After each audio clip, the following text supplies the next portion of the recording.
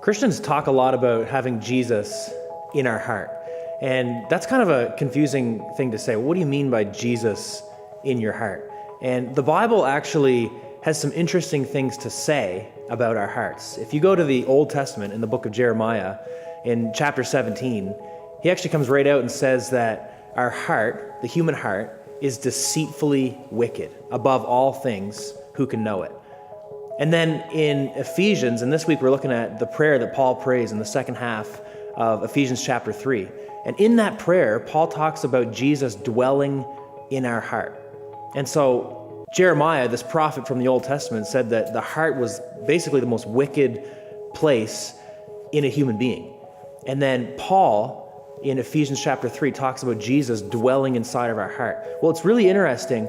That's the only place in Scripture where it talks about Jesus inside of our heart. It's in Ephesians chapter 3 in this incredible prayer that Paul prays. And I just want to read a couple verses from the prayer.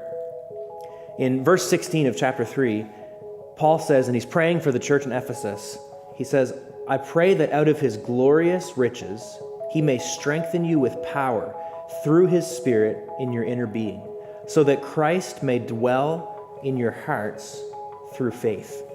This is an incredible prayer. And this is the prayer that I'm praying for us as a church here at Transformation Church, that Christ would dwell in our hearts by faith.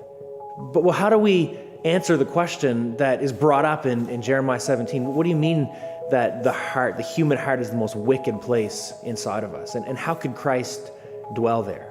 I really believe that Jesus needs to come in and dwell in the part of us that used to be the most wicked or the most evil. And Paul is praying for this presence of Christ to dwell inside of our hearts that used to lead us astray, so that now we'll be led towards God, so that we'll make decisions that are in line with his will.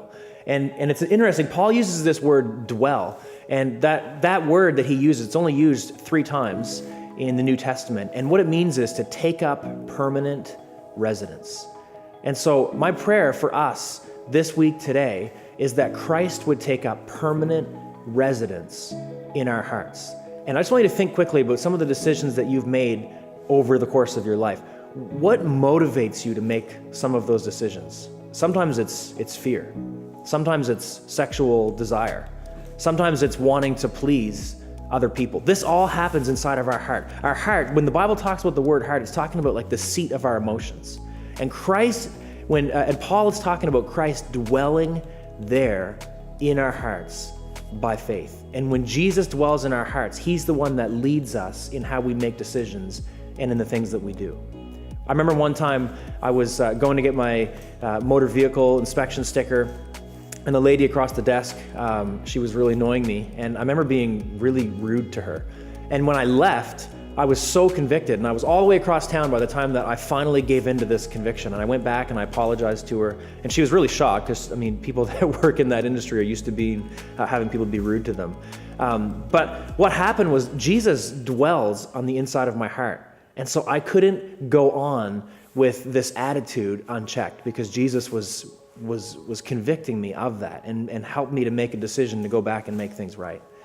And I want to ask you the question today: what motivates your decision making? Is it fear? Is it sometimes anger? Is it sexual desire?